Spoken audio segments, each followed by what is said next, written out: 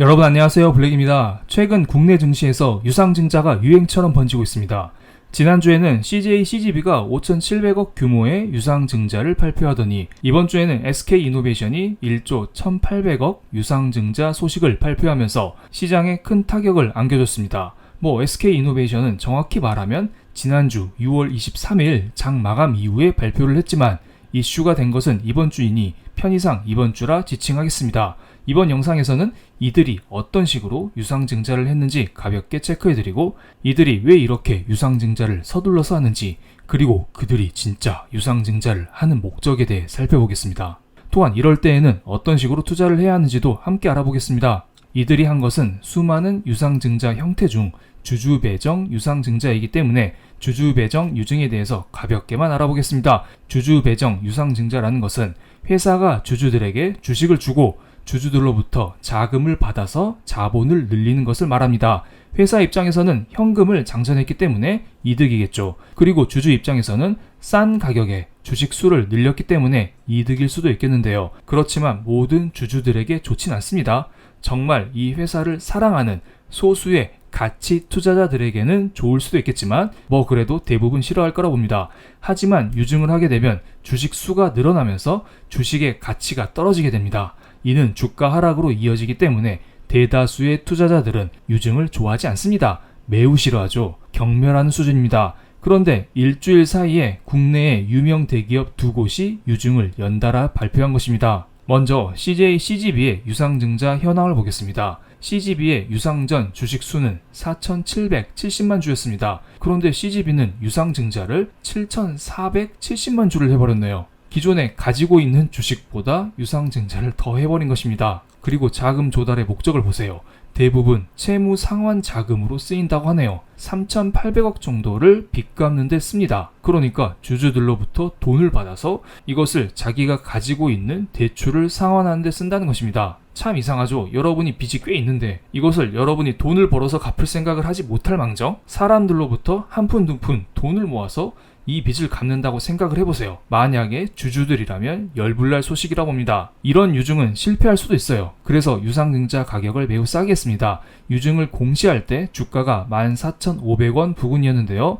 이 가격보다 훨씬 낮은 7,630원에 훨씬 많은 수의 주식을 발행해버린 것입니다. 만약에 CJ CGV의 적정 주가가 유증 전인 기존의 14,500원이었다고 가정하면 유증 가격인 7,630원 쪽에 가깝게 새로운 주가가 형성되어야 하는 게 맞겠죠. 왜냐하면 기존 주식 수보다는 더 많은 수의 유증을 했기 때문에 새로 발행된 주가 7,630원 이 부근에 주가가 형성될 것으로 보입니다. 그래서 CJ CGV 주가를 보면은 유상증자 발표 이후에 계속 떨어지고 있어요. 물론 거래량이 줄어들고 있다는 것은 그나마 한숨 놓았다 이렇게 볼 수도 있지만 여전히 하락 추세는 계속되는 것으로 보입니다. 아마도 6월 26일 SK이노베이션의 유증이 화제가 되면서 이쪽으로 관심이 옮겨간 게 아닌가 이런 생각이 들기도 합니다. CJ CGV는 회사 자체가 별로예요. 우리가 다들 아시다시피 CJ CGV는 영화회사입니다. 영화관을 운영하는 회사죠. 그런데 2020년 코로나 때 큰 타격을 한번 받고 나서 회사가 휘청거렸습니다. 그래서 이를 만회하고자 2020년, 2021년, 2022년 꾸준히 유상증자를 하고 전환사채를 발행하고 이것저것 자금을 수혈해 왔었습니다. 이러한 유증을 하다가 이번에는 5천억 이상의 유상증자를 발표한 것입니다. CGV의 실적을 보겠습니다. 파란색 막대 그래프가 매출액 차트이고요. 빨간색이 영업이익, 초록색이 당기순이익입니다. 맨 오른쪽에 표기된 2022년 매출액은 코로나 이전의 매출액을 회복하지 못했죠. 그리고 여전히 영업이익과 당기순이익을 보면 적자를 기록하고 있습니다. 코로나 때부터 3년째 적자를 기록하고 있어요. 그리고 이번에 2024년 1분기 때에도 140억 적자를 기록했습니다.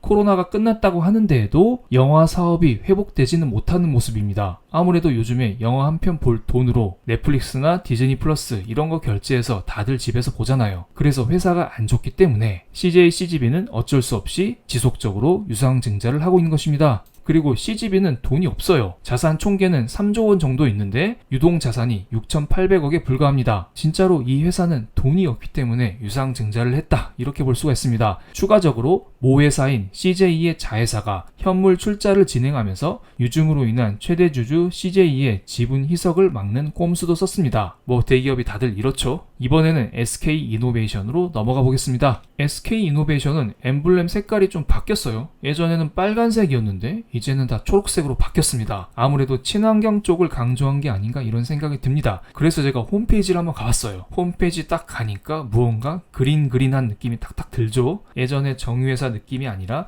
이제는 배터리, 2차전지 이런 쪽을 주로 하는 회사로 변모하기 위해서 이미지 메이킹을 하는 것 같습니다. SK이노베이션도 6월 23일 장 마감 이후에 유상증자를 발표했습니다. SK이노베이션이 유증 이전에 보유하고 있는 주식 수가 9,200만 주였어요. 그런데 이번 유증으로 820만 주 정도를 새롭게 찍어낸다고 합니다. 그리고 SK이노베이션은 이렇게 당겨온 자금을 시설 자금으로 4,200억, 채무 상환으로 3,500억, 타법인 증권 취득 자금, 그러니까 M&A 같은 걸로 4,100억 정도 이렇게 쓰일 것이라고 했습니다. 역시 SK이노베이션도 채무 상환 자금이 꽤 되지만 그래도 CJ, CGV보단 나은 상황이죠. CGV는 그냥 대부분 자금을 빚 갚는 데 쓴다고 공시했었잖아요. SK이노베이션 상황을 다시 보면 유증을 공시했을 때 주가가 18만 2,600원 부근이었었는데 이 가격보다 20% 정도 할인된 14만 3,800원에 유증을 해버렸습니다. 제가 볼 때에는 적당한 가격에 적당한 수에 유증을 했다고 보이는데요.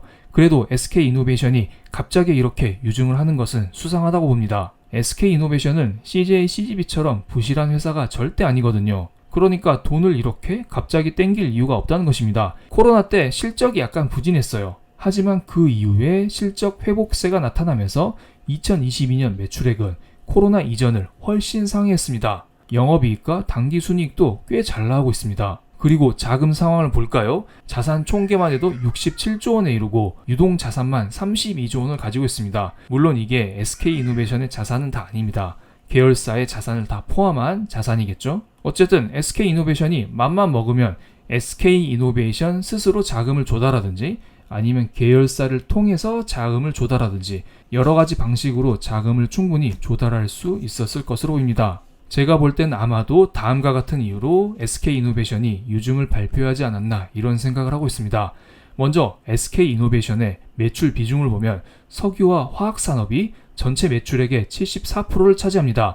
물론 이것은 23년 1분기 기준입니다. 여전히 전통적인 사양산업 위주로 SK이노베이션이 사업을 영위하고 있습니다. 그런데 요즘 다들 SK이노베이션 하면 석유화학 회사가 아니라 배터리 회사로 알고 있죠? 아래 표시된 배터리 사업의 매출 비중은 17%에 불과합니다. 그리고 1분기 기준으로 영업 손실액이 3,400억 정도예요. 그러니까 이것을 1년 기준으로 따지면 1조 원 이상의 적자를 보고 있다는 것입니다. 아마도 SK이노베이션은 이번 유증을 통해서 배터리 사업을 조금 더 강화할 목적이지 않을까 이런 생각을 하고 있습니다. 그래서 SK이노베이션 일봉 차트를 보면 유증을 발표한 직후 6% 정도 하락 마감했습니다. 그래도 장중 저가를 어느 정도 회복하면서 즉 아래 꼬리를 달면서 양봉으로 마감을 했는데요. CJ, CGV처럼 그냥 돈이 없어서 유증을 때린 게 아니라 이 회사는 앞으로 더욱더 성장하기 위해서 유증을 때렸다. 그렇게 생각하는 일부 사람들이 저가에서 매수를 하지 않았나 이런 생각을 하고 있습니다. 배터리 회사가 유증을 하는 경우는 매우 많습니다.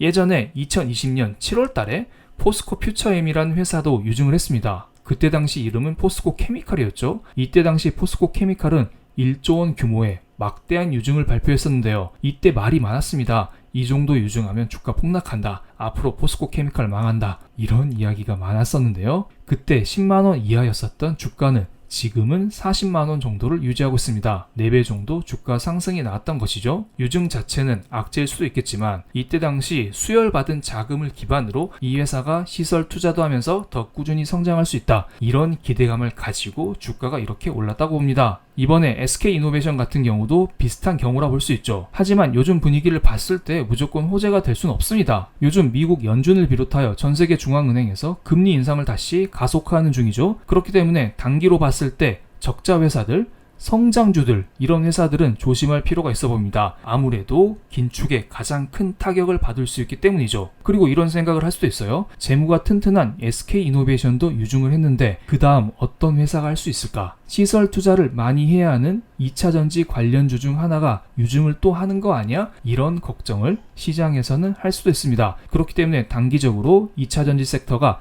긴축의 여파와 유증 가능성, 이런 것들로 인하여 약세를 보일 수도 있을 것으로 보입니다. 하지만 2차전지는 장기적으로 성장하는 섹터이기 때문에 이번 사태로 인해서 완전히 무너진다? 이런 생각까진 하고 있지 않습니다. CGV보단 상황은 훨씬 낫죠. 2차전지 업종에 대한 이야기는 이 정도로 드리겠고요.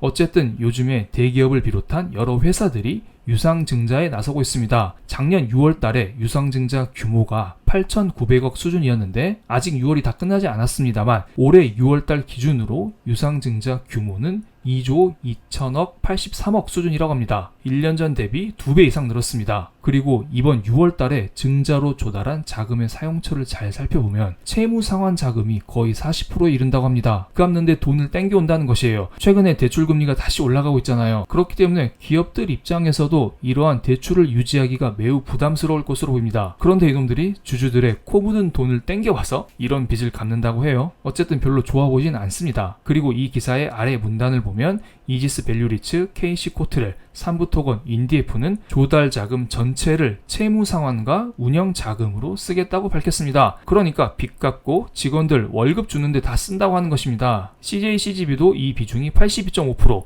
SK이노도 30%, 이렇게 다들 자기 먹고 사는데 주주들의 돈을 땡겨온다는 것입니다. 그만큼 경제 상황이 안 좋다는 것을 우리는 알 수가 있겠죠. 그리고 앞으로 다가올 불경기에 대비해서 기업들은 자금을 조달하면서 현금을 확보하는 중이다, 이렇게 보시면 됩니다. 그럼 오늘 영상 여기서 마치겠습니다. 제 영상이 마음에 드셨다면 좋아요, 구독, 알림 설정까지 부탁드리겠습니다. 감사합니다.